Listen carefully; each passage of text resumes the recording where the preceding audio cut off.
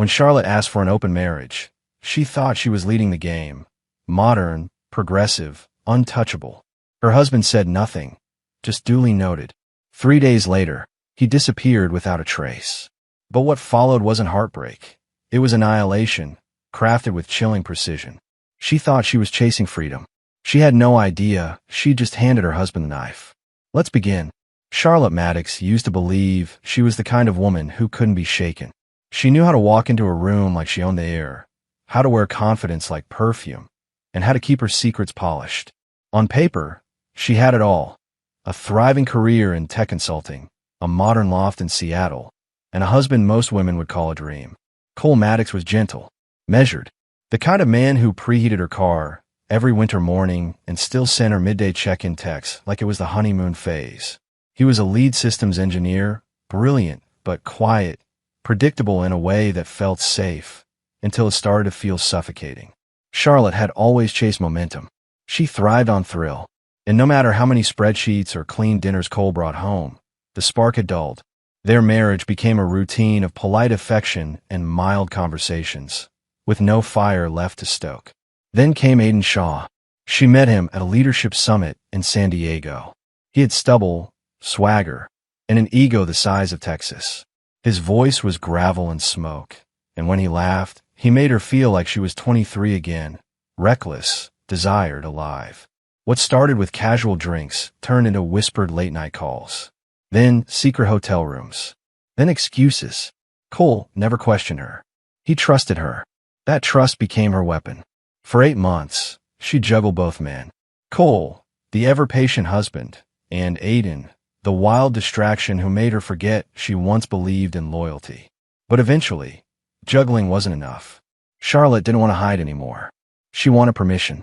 That night, she dressed carefully, like she was preparing for a pitch. The apartment smelled like basil and roasted garlic. Cole had cooked. A simple, quiet dinner. Candlelight flickered off the white marble countertops. She cleared her throat and said it. "I think we should open our marriage." Cole looked up from his glass of wine. Slowly. The kind of slow that didn't feel like surprise, but calculation. His expression didn't change. No shock. No anger. Just stillness. "Is there someone else?" he asked calmly. Charlotte hesitated. "Yes, Aiden, but I still love you. I just want to explore. We don't have to subtract anything. Just evolve." Cole nodded once. Then he said it. Just 2 words. Duly noted. He didn't ask for details. He didn't yell. He didn't even touch his food again. Charlotte believed it was a victory. He hadn't said no. She thought she was in control. 3 days later, she came home to find the apartment cold. His closet was empty. His laptop was gone. His toothbrush no longer in the holder. On the granite island, where he used to leave love notes, sat a manila envelope.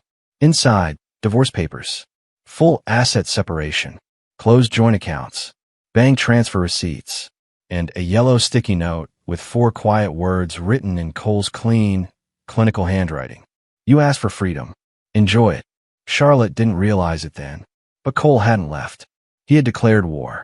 Charlotte stood frozen in the kitchen, the envelope still clutched in her hand like a bomb that hadn't gone off yet. The apartment, the one she used to call home, suddenly felt like a museum of her own decisions. The lights felt too bright, the silence too loud, and the sticky note, it might as well have been carved into her spine. She ran to the bedroom. His closet was bare, drawers empty, the little wooden box where he kept his wedding band, gone. She checked the bathroom. His cologne wasn't on the counter. The towel with his initials was missing from the rack. Only her reflection stared back from a mirror, and it didn't look like a woman who had won anything. Panic finally started to settle in. She dialed Cole's number. Straight to voicemail. Again. Voicemail. Again. Blocked. She opened her laptop. Locked. The password had changed. The screen flickered to life just long enough to display a black background with a single white message. "You made your bed. Lie in it." Everything inside the machine had been wiped. No files. No emails. No trace. She rushed to check their joint bank accounts. Closed. Utilities? All in her name. Their shared investment app? Locked out. Cole hadn't just left. He had evaporated. With precision. Like a man who'd planned for this day the moment she uttered the word open. For 2 weeks, Charlotte kept hoping it was temporary.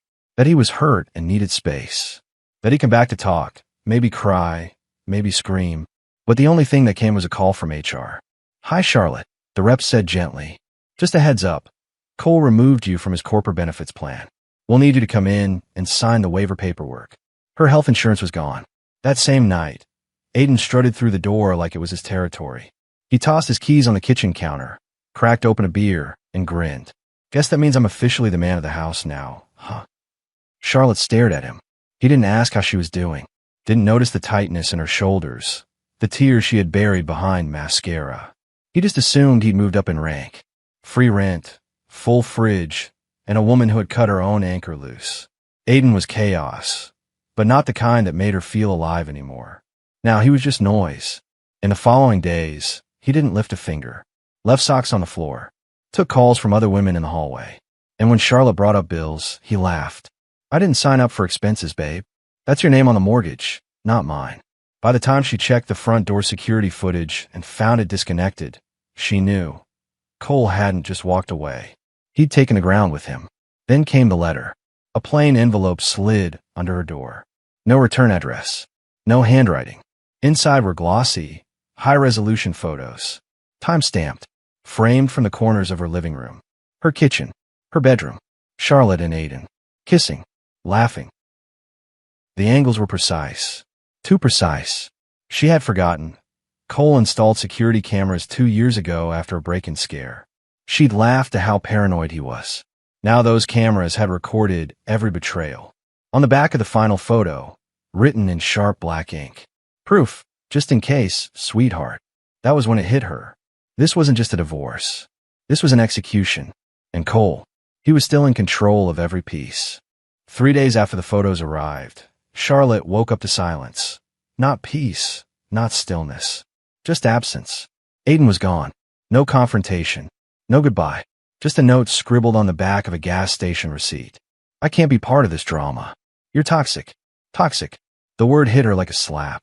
Coming from a man who'd called his exes clingy and bragged about ghosting them after Cancun. It was rich. Charlotte sat on the edge of the bed, the same one that used to smell like Cole's cedarwood cologne, now reeking of mistakes and microwave beer breath. She stared at the crumpled note in her hand, surrounded by echoes of the man she had traded away. The man who used to refill her gas without being asked, who wrote her poems in the margins of crossword puzzles, who smiled when she snorted while laughing. Now all that remained of him were reminders, sharp and deliberate. Cole hadn't lashed out. He hadn't exposed her in the tabloids or posted cryptic Instagram captions. No, he was playing the long game, and she was losing in every way. Charlotte tried to pull herself together. She had a community panel scheduled, a weekend event she and Cole had once co-chaired, back when they were the couple everyone admired. She hadn't canceled her appearance, mostly because she'd forgotten it was coming. But showing up felt like the right thing to do. Show face. Maintain dignity. She walked into the center with her chin up in a blazer that didn't quite hide the storm underneath her skin. People stared. Not the curious kind of stare, but the kind that judged, that whispered, that dissected. Whispers curled through the hallways like smoke. She pushed forward, pretending not to notice, pretending the knot in her throat was just fatigue. Then came the moment she couldn't undo.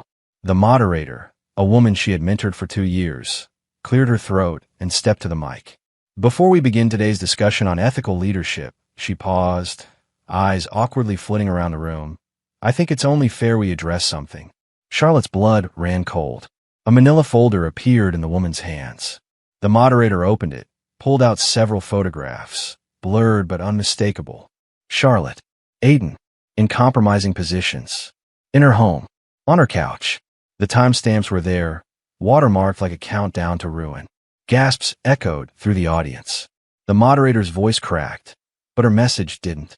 This behavior directly contradicts the core values of our organization. We don't judge personal lives, but when hypocrisy and betrayal become public, we are forced to take a stand. A beat of silence. Charlotte Maddox, we ask that you step down from the board. Effective immediately. No one defended her. Not one voice. She stood, hands shaking, mouth dry, and walked out as if on autopilot. Each step toward the exit felt heavier than the last. The air outside didn't even taste like freedom. It tasted like ash. She reached her car, hoping to fall apart in private. But someone had beat her there. Taped to her windshield, flapping in the breeze, was a printout of her wedding photo. She and Cole, forehead to forehead, the sun behind them, the world believing they'd never break. Across the image, in red marker, someone had scrawled, "You had it all and threw it away." Charlotte sat behind the wheel, face in her hands, tears sliding past her wrists like apologies that came too late. Not for the shame, not for the public fallout, but because she was finally beginning to understand what Cole had always been. Not weak, not naive, but strategic, and she had never once realized she wasn't playing chess. She was the pawn, and he was already 3 moves from checkmate. A month passed. The dust hadn't settled. It had simply thickened. Charlotte's name had vanished from local forums, newsletters, community boards. Invitations that once flooded her inbox dried up. Committee seats were restructured, professional evaluations reconsidered. Sponsors backed out. Friends drifted. Even her own family, quietly horrified, retreated behind judgment masked as silence. Charlotte tried to stay composed, took morning walks, posted filtered brunch photos, clung to a version of herself that no longer existed. But each day, the silence screamed louder. Until one Thursday afternoon, the doorbell rang. A courier stood at the threshold with a white envelope and a digital pad. Signature required for Charlotte Maddox. She signed, heart knocking against her ribs. Inside, a single thick invitation card, its edges gold-foiled, the paper soft like silk. It was minimal, elegant but sharp, much like the man who'd sent it. You are cordially invited to the private launch of Atlas North Ventures, a new investment group built on precision, loyalty, and rebirth. Hosted by Cole Maddox. Location, the Armitage Ballroom. Date, Saturday, 7 p.m. sharp. P.S. We're something unforgettable. You'll want to look your best when you see what's become of your past. Charlotte's stomach coiled. It wasn't an olive branch. It was an exhibit, a stage, a warning. She should have burned the card, tossed it, screamed. But some part of her, desperate for control, went shopping instead. A new dress, smoky eyes, confidence she stapled back together with trembling hands. Saturday arrived fast. The Armitage Ballroom gleamed like something out of film. White orchids hanging from vaulted ceilings, golden chandeliers catching breathless glances, the air thick with quiet power and money. Charlotte stepped in and froze. There he was, Cole Maddox, standing in the center of the room like gravity answered to him now. Navy tux, silk pocket square, posture clean, voice calm. Around him, murmurs of respect, laughter, real laughter, not one of them forced. He looked not only healed, he looked reborn. A woman appeared beside him, brunette, graceful, understated. She wore a navy gown that complemented his suit. Her name? Isla Bennett. The same Isla Charlotte used to tease Cole about. His carpool buddy, the plain one, the just a friend, with quiet eyes and no makeup. Now she stood beside him, arm looped around his, not with possessiveness, but with partnership. Cole introduced her effortlessly. My partner and co-founder. Isla and I built Atlas North together. That sentence alone pierced deeper than any insult ever could. Charlotte stood at the edge of the room, invisible. The woman who used to walk into places and dominate attention now melted into corners. Cole spotted her eventually. He walked over alone, a glass of bourbon in hand. Thanks for coming, he said casually, as if this were nothing. Charlotte met his eyes, mouth dry. I wasn't sure if I should. You shouldn't have, he said, smiling softly. But you needed to. She blinked. What? He took a slow sip. Because closure isn't given. It's witnessed. She couldn't speak. Her throat was sandpaper. I wanted you to see something, he added. Not out of spite, Charlotte.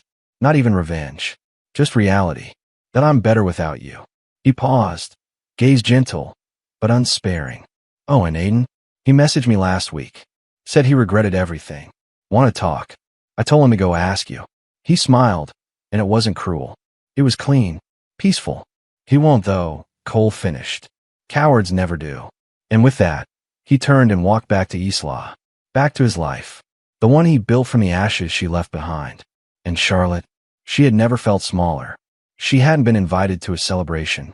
She had been summoned to the burial of her own legacy.